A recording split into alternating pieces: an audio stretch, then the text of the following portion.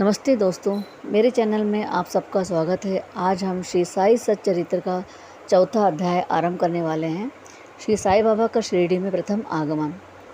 संतों का अवतारिकारी पवित्र तीर्थ शिरडी, श्री साई बाबा का व्यक्तित्व, गौली बुआ का अनुभव, श्री विट्ठल का प्रकट होना, क्षीर सागर की कथा, दासगणों का प्रयाग स्नान, श्री साई बाबा की शिरडी में प्रथम आगमन, 3 वाड़े। इन सब कथाओं का वर्णन आज हम इस अध्याय में करेंगे। पहला, संतों का अवतार कार्य। भगवत गीता में भगवान श्री कृष्ण कहते हैं कि जब जब धर्म की हानि और अधर्म की वृद्धि होती है तब तब मैं अवतार धारण करता हूँ। धर्म स्थापन, दुष्टों का विनाश तथा साधुजनों का परित्राण के लिए मैं युग युग में जन्म लेता हूँ। साधु और संत भगवान के प्रतिनिधि स्वरूप हैं। वे उपयुक्त समय पर प्रकट होकर अपना कार्य प्रणाली द्वारा अपना अवतार कारण पूर्ण करते हैं। अर्थात जब ब्राह्मण, क्षत्रिय और वैश्य अपने कर्तव्यों से विमुख हो जाते हैं तब शूद्र उच्च जातियों के अधिकार छीनने लगते हैं। जब धर्म के आचार्यों का अनादर तथा निंदा होने लगती है, जब धार्मिक उपदेशों की उपेक्षा होने लगती है, जब प्रत्येक व्यक्ति सोचने लगता है कि मुझसे श्रेष्ठ विद्वान दूसरा नहीं है, जब लोग निषिद्ध भोज्य पदार्थों का, मदिरा आदि का सेवन करने लगते हैं, जब धर्म की आड़ में निदित कार्य होने लगते हैं, जब भिन्न भिन्न धर्मावलंबी परस्पर लड़ने लगते हैं, जब ब्राह्मण संध्यादि कर्म छोड़ देते हैं, कर्मठ पुरुषों के धार्मिक कृत्यों को अरुचि उत्पन्न हो जाती है, जब योगी ध्यानादि कर्म छोड़ देने के और जब जन साधारण की ऐसी धारणा हो जाती है कि केवल धन, संतान और स्त्री ही सर्वत्र है, तथा इस प्रकार जब लोग सत्य मार्ग के विचलित होकर अधः पतन की ओर अग्रसर होने लगते हैं, तब संत प्रकट होकर अपने उपदेशों एवं आचरण के द्वारा धर्म का स्थापना करते हैं। ये समुद्र के ज्योति स्तंभ की तरह हमारा उचित मार्गदर्शन करते तथा सत्य पथ पर चलने की प्रेरित करते हैं। इसी मार्ग पर अनेकों संत, निवृत्तिनाथ, ज्ञानदेव, मुक्ताबाई, नामदेव, गोरा, गौणाई, एकनाथ, तुकाराम, नरहरि, नरसिंह भाई, सज्जन कसाई, सावला माली और रामदास तथा कई अन्य संत सत्य मार्ग की दिग्दर्शन करते हुए हेतु भिन्न भिन्न अवसरों पर प्रकट हुए और इन सब के पश्चात शिरडी में श्री साई बाबा का अवतार हुआ। पवित्र तीर्थ शिरडी। अहमदनगर जिले के गोदावरी नदी पर तट पर बड़े ही भाग्यशाली हैं, जिन पर अनेक संतों ने जन्म धारण किया और अनेकों ने यहाँ आश्रय पाया। ऐसे संतों में से श्री ज्ञानेश्वर महाराज प्रमुख थे। शिरडी अहमदनगर जिले में कोपरगांव तालुका में है। गोदावरी नदी पर पार करने के पश्चात मार्ग सीधा शिरडी को जाता है। 8 मील चलने पर जब आप नीम गांव पहुंचेंगे तो वहां से शिरडी दृष्टिगोचर होने लगती है। कृष्णा नदी के तट पर अन्य तीर्थस्थल गगनापुर, नरसिंहवाड़ी और औटुंबर के संबंध में शिरडी भी प्रसिद्ध तीर्थ है। इस प्रकार दामजी ने मंगलवेढ़ा को समर्थ रामदास के सज्जनगढ़ के दत्तावतार श्री नरसिंह सरस्वती में वाड़ी में पवित्र किया, उसी प्रकार श्री साई नाथ ने शिरडी में अवतीर्ण होकर उसे यवन बनाया। श्री साई बाबा का व्यक्तित्व। श्री साई बाबा के सानिध्य में शिरडी का महत्व विशेष बढ़ा हुआ है। अब जब हम उनकी चरित्र का अवलोकन करेंगे, उन्होंने इस भवसागर के विजय प्राप्त कर ली थी, जिसे पार करना महान दुष्कर एवं कठिन है। शांति उनका आभूषण तथा वे ज्ञान के साक्षात प्रतिमा है। वैष्णव भक्त सदैव उनका आश्रय पाते हैं। देव और दानवीरों में वे राजा कर्ण के समान दानी थे। वे समस्त सारों में स्वरूप थे। ऐहिक पदार्थों में उन्हें अरुचि थी। सदा आत्मस्वरूप की निमग्न रहना ही उनके जीवन का मुख्य ध्येय था। अनन्य वस्तुओं का आकर्षण उन्हें छू भी नहीं पा गया था। हृदय शीशे से सदृश उज्ज्वल था। उनके श्री मुख से सदैव अमृत वर्षा होती थी। अमीर और गरीब उनके लिए दोनों एक समान थे। मान अपमान की उन्हें किंचित मात्र भी चिंता न थी। वे निर्भय होकर समर्पण करते थे कि भांति भांति के लोगों को मिलजुल कर रहते और नर्तकियों व अभिनय तथा नृत्य देखने और गजल कव्वालियों भी सुनते थे। इतना सब करते हुए भी उनकी समाधि किंचित मात्र भंग न होती थी। अल्लाह का नाम सदा उनके होठों पर था। जब दुनिया जागती तो वे सोते, जब दुनिया सोती तो वे जागते थे। उनका अलग अंतःकरण प्रशांत महासागर की तरह शांत था। ना उनके आश्रम का कोई निश्चय कर सकता था और न ही कार्य प्रणाली का अन्य पा सकता था। कहने के लिए तो वे एक स्थान पर निवास करते थे, परंतु विश्व के समस्त व्यापारों उन्हें भली भांति ज्ञान था।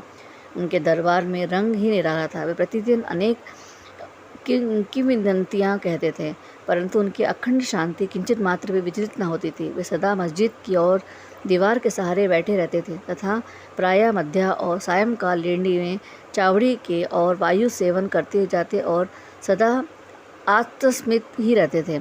स्वतः सिद्ध होकर भी वे साधकों के समान आचरण किया करते थे। वे विनम्र, दयालु और अभिमान रहित थे। उन्होंने सबको सदा सुख पहुँचाया। ऐसे ही श्री साईं बाबा के श्री चरणों का स्पर्श का शिरडी का पावन बन गई। उसका महत्व असाधारण हो गया। जिस प्रकार ज्ञानेश्वर ने आलंदी एकनाथ में पैठण का उत्थान किया, वही गति श्री साईं बाबा द्वारा शिरडी में प्राप्त हुई। शिरडी के फूल, पत्ते, कंकड़ और पत्थर भी ग्रंथ हैं जिन्हें श्री साईं बाबा साई के चरणामुजों में चुंबन तथा उनकी चरण रज मस्तक पर धारण करने का सौभाग्य प्राप्त हुआ। भक्तगण श्री शिरडी में एक दूसरा पंढरपुर, जगन्नाथपुरी, द्वारका, बनारस, महाकालेश्वर तथा कोकण महाबलेश्वर बन गए। साई का दर्शन करना ही भक्तों का वेद मंत्र था, जिसके परिणाम स्वरूप आसक्ति घटती और आत्मदर्शन का पथ सुगम होता था। उनका दिग्दर्शन ही योग साधन और था। उनके वार्तालाप करने के समस्त पाप नष्ट हो जाते थे।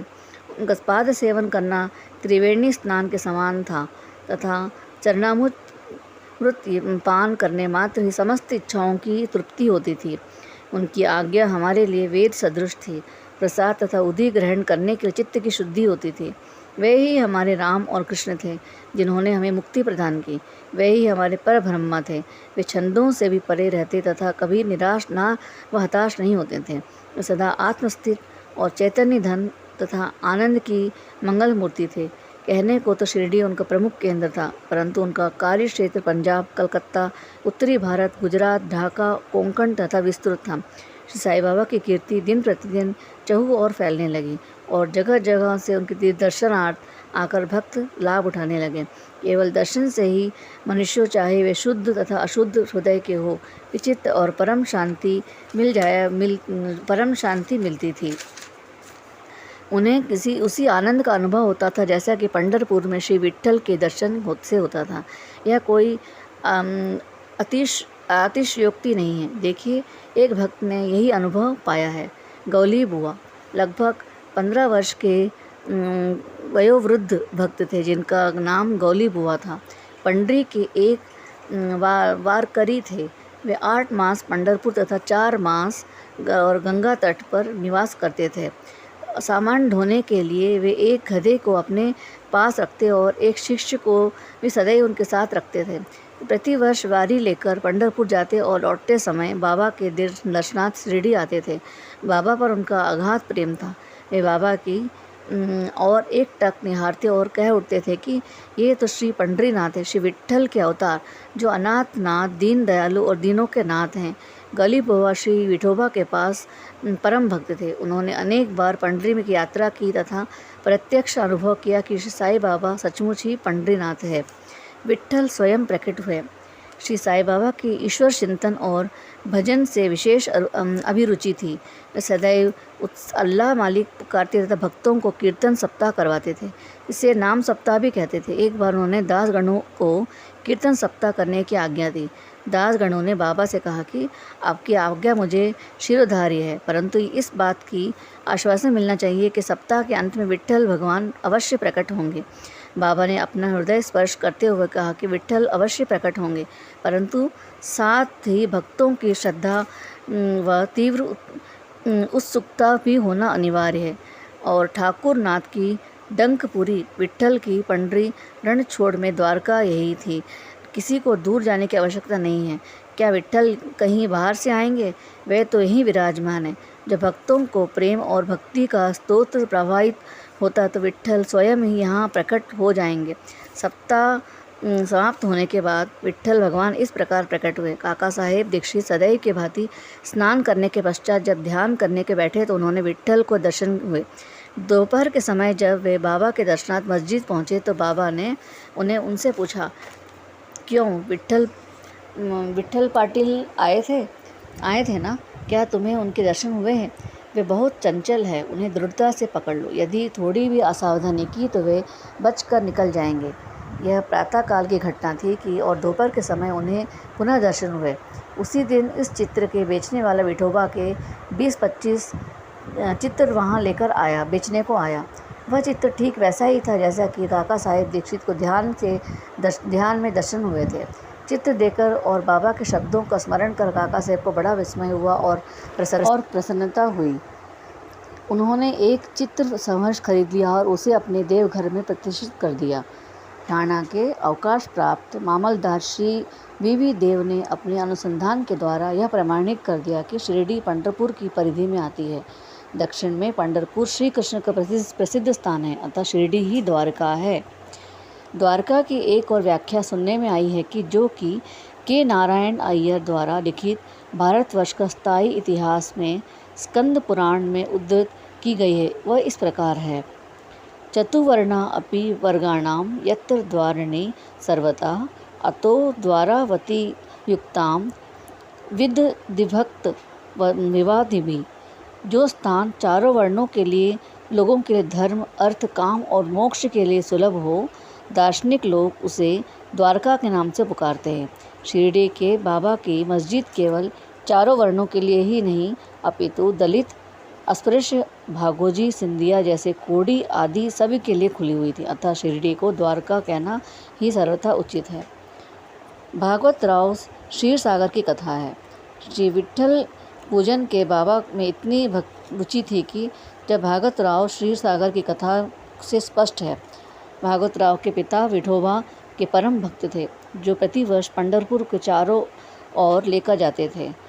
उनके घर में एक विठोबा की मूर्ति थी, जिसकी नित्य प्रति पूजा करते थे। उनकी मृत्यु के पश्चात उनके पुत्र भागवत राव ने वारी पूजन, श्रद्धा इत्यादि समाप्त करना छोड़ दिया।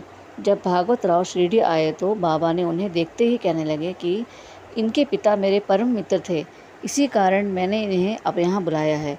इन्होंने कभी भी मेरे नैवेद्य अर्पण नहीं किया है तथा मुझे और विठोबा को भूखा ही मारा है, इसलिए मैंने इन्हें यहाँ अपने ही आने की प्रेरित किया है। अब मैं इन्हें हठपूर्वक पूजा में लगा दूंगा। दासगुणों का प्रयाग स्नान। गंगा और यमुना नदी के संगम पर प्रयाग एक प्रसिद्ध पवित्र तीर्थ स्थान है। हिंदुओं की ऐसी भावना है कि जहाँ स्नानादि करने के समस्त पाप नष्ट हो जाते हैं। इसी कारण प्रत्येक वर्ष सहस्त्रों भक्तगण वहाँ जाते हैं और स्नान के लाभ उठाते हैं। एक बार दासगणों ने भी वहाँ जाकर स्नान करने का निश्चय किया। इस विचार से बाबा ने आज्ञा लेने के उनके पास आए। बाबा ने कहा, इतनी दूर व्यर्थ भटकने की क्या आवश्यकता है, अपना प्रयाग तो यही है। मुझ पर विश्वास होकर महान आश्चर्य हुआ। जैसे ही दासगणों बाबा के चरणों पर नत हुए तो बाबा के श्री चरणों में गंगा यमुना की धारा वेग से प्रवाहित होने लगी। यह चमत्कार देखकर दासगणों का प्रेम और भक्ति उमड़ पड़ी। आंखों से आंसुओं की धारा बहने लगी। उन्हें कुछ अतः स्फूर्ति हुई और उन्हें मुख से श्री साईं बाबा की स्तोत्र सिवनी स्वतः प्रभावित होने लगी। श्री साईं बाबा के शिरडी में प्रथम आगमन। श्री साईं बाबा के माता पिता, उनके जन्म स्थान का किसी को भी ज्ञान न था। इस संबंध में बहुत छानबीन की गई। बाबा के तथा अन्य लोगों से भी इस विषय पर पूछताछ की गई, परंतु कोई संतोषप्रद उत्तर अथवा सूत्र हाथ न लग सका। यथार्थ में हम लोग इस विषय पर सर्वथा अनभिज्ञ हैं। नामदेव और कबीरदास जी का जन्म अन्य लोगों के प्रति नहीं हुआ था। वे बाल रूप में ही प्रकृति की गोद में पाए हुए थे। नामदेव भागीरथ नदी के तीर पर गोनाई और कबीर भगीरथ नदी के तीर पर तनाल के पेड़ पर मिले थे कि उनके पास ही हुए मिले थे। ऐसा ही श्री साईं बाबा के संबंध में भी था। शिरडी में नीम वृक्ष के तले 16 वर्ष की तरुण अवस्था में अब स्वयं भक्तों के कल्याणार्थ प्रकट हुए। उस समय वे पूर्ण ब्रह्मज्ञानी प्रतीत होते थे। स्वप्न में भी उनको किसी लौकिक पदार्थ की इच्छा नहीं थी। उन्होंने माया को ठुकरा दिया था। मुक्ति उनके चरणों पर लौटती थी। शिरडी ग्राम की एक वृद्ध स्त्री नाना चौबदार की माँ ने इनका इस प्रकार वर्णन किया। एक तरुण, स्वस्थ, स्फूर्तिला तथा अति रूपवान बालक सर्वप्रथम नीम वृक्ष के नीचे समाधि के लीन दिखाई पड़ा। सर्दी व गर्मी की उन्होंने किंचित मात्र भी चिंता नहीं थी। उन्हें इतनी अल्प आयु में ही इस प्रकार कठिन तपस्या करते देखने लगे लोगों को महान आश्चर्य हुआ। दिन में भी वे किसी को भेंट नहीं करते थे और रात्रि में निर्भय होकर एकांत में घूमते थे। लोग आश्चर्यचकित होकर पूछते फिरते कि इस युवक का कहाँ से आगमन हुआ है। इनकी बनावट तथा आकृति इतनी सुंदर थी कि एक बार देखने मात्र से लोगों को आकर्षित हो जाते थे। सदा नीम वृक्ष के नीचे बैठे रहते थे और किसी को द्वार पर न जाते थे। यद्यपि वे देखने में युवक प्रतीत होते थे, परंतु उनका आचरण महात्माओं के सदृश था। वे त्याग और वैराग्य से साक्षात प्रतिभा थे। एक बार एक आश्चर्यचकित घटना हुई। एक भक्त को भगवान खंडोबा के संचार हुआ। लोगों की शंका निवारणार्थ ने प्रश्न किया कि हे देव, कृपया बताइए कि ये किस भाग्यशाली पिता की संतान है, इनका कहाँ से आगमन हुआ है। भगवान खंडोबा ने एक कुदाली मंगाई और एक निर्दिष्ट स्थान पर खोदने का संकेत किया। जब वह स्थान पूर्ण रूप से खोदा गया तो वहाँ एक पत्थर के नीचे ईंटें पाई गई। पत्थर को हटाते ही एक द्वार खुला, जिसके 4 दीप जल रहे थे। उन दरवाज़ों पर मार्ग में एक गुफा में जाता था और जहाँ गोमुखी आकार में इमारत थी। लकड़ी के तख्ते, मालाएं आदि दिखाई पड़ी। भगवान खंडोबा कहने लगे कि इस युवक के इस स्थान पर 12 वर्ष तपस्या की है। तब लोग युवक से प्रश्न करने लगे, परंतु उसने यह कहकर बात टाल दी कि वह तो मेरे श्री गुरुदेव की पवित्र भूमि है तथा मेरा पूजन स्थान है। लोगों के इस स्थान को भली भांति रक्षा करने की प्रार्थना की। तब लोगों ने इस दरवाजे को पूर्णतः बंद कर दिया। जिस प्रकार आश्चर्य तथा औटुंबर वृक्ष पवित्र माने जाते हैं, उसी प्रकार बाबा ने भी इस नीम वृक्ष को उतना ही पवित्र माना और प्रेम किया। मलासापति तथा शिरडी में अन्य भक्त इस स्थान पर बाबा के गुरु को समाधि स्थान मानकर सदैव नमन कर दिया करते थे। 3 वाड़े।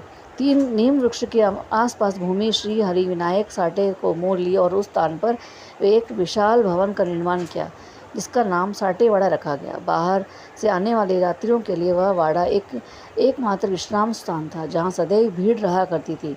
नीम वृक्ष के नीचे चारों ओर चबूतरा बांधा गया। सीढ़ियों के नीचे दक्षिण की ओर एक छोटा सा मंदिर था, जब भक्त लोग चबूतरे के ऊपर उत्तराभिमुख होकर बैठते थे। ऐसा विश्वास किया जाता है कि भक्त गुरुवार तथा शुक्रवार को संध्या को वहाँ धूप, अगरबत्ती आदि सुगंधित पदार्थ जलाते हैं। अब वे ईश्वर कृपा से सदैव सुखी होते होंगे। यह वाड़ा बहुत पुराना तथा जीर्ण शीर्ष और स्थिति में भी वह था और उसके जीर्णोद्धार की नितांत आवश्यकता थी, जो संस्थान द्वारा पूर्ण कर दी गई। कुछ समय के पश्चात एक द्वितीय वाड़े में निर्माण हुआ, जिसका नाम दीक्षित वाड़ा रखा गया। काका साहेब दीक्षित कानूनी सलाहकार तथा इंग्लैंड में थे। तब वहाँ उन्होंने किसी दुर्घटना से पैर की चोट आ गई थी। उन्होंने अनेक उपचार किए, परंतु पैर अच्छा ना हो सका। नाना साहेब चादुरकर ने उन्हें बाबा की कृपा प्राप्त करने का परामर्श किया, इसलिए उन्होंने सन 1909 में बाबा के दर्शन किए। उन्होंने बाबा के पैर के बदले अपने मन की पंगुता दूर करने की प्रार्थना की। बाबा के दर्शनों से उन्हें इतना सुख प्राप्त हुआ कि उन्होंने स्थायी रूप से शिरडी में रहना स्वीकार कर लिया और इसी कारण उन्होंने अपने तथा भक्तों के हेतु एक वाड़े का निर्माण किया। इस भवन का शिलान्यास दिनांक 1/12/1910 में किया गया। उसी दिन अन्य 2 विशेष घटनाएं घटित हुई। श्री दादा साहेब खाबड़े के घर वापस लौटने की अनुमति प्राप्त हो गई और चावड़ी के रात्रि को आरती आरंभ हो गई। कुछ समय के बड़ा वाड़ा संपूर्ण रूप से बन गया और रामनवमी के शुभ अवसर पर उसका यथाविधि उद्घाटन कर दिया गया। इसके बाद एक और वाड़ा मानो की शाही भवन नागपुर के प्रसिद्ध श्रीमद बूटी ने बनवाया। इस भवन में निर्माण के बहुत धनराशि लगाई गई। उसकी मरम्मत निधि और सार्थक हो गई, क्योंकि बाबा का शरीर अब वही विश्रांत पा रहा है और फिलहाल वह समाधि मंदिर के नाम से विख्यात है। इस मंदिर में स्थान पर पहले एक बगीचा था, जिसमें बाबा स्वयं पौधों से सींचते थे और देखभाल किया करते थे। जहाँ पहले एक छोटी सी कुटी भी नहीं थी, वहाँ 3-4 वाड़ों का निर्माण हो गया। अब इन सब के साठेवाड़ा पूर्व काल में बहुत ही उपयोगी था। बगीचे की कथा। वामन तात्या की सहायता के स्वयं बगीचे में देखभाल, शिरडी के श्रीमद साईं बाबा की अस्थायी अनुपस्थिति तथा चांद पाटिल की बारात के पुनः शिरडी में लौटना, देवीदास, जानकीदास और गंगा गीर की संगति, मोहुद्दीन तंबोली के साथ कुश्ती, मस्जिद में निवास, श्री डेंगले व अन्य भक्तों पर प्रेम, तथा अन्य घटनाओं का अगले अध्याय में वर्णन किया जाएगा। श्री सद्गुरु साईनाथ परमस्तु शुभम भवतु। अगर कोई अध्ययन करते समय कोई त्रुटि हुई हो तो कृपया करके माफ़ करें। धन्यवाद दोस्तों।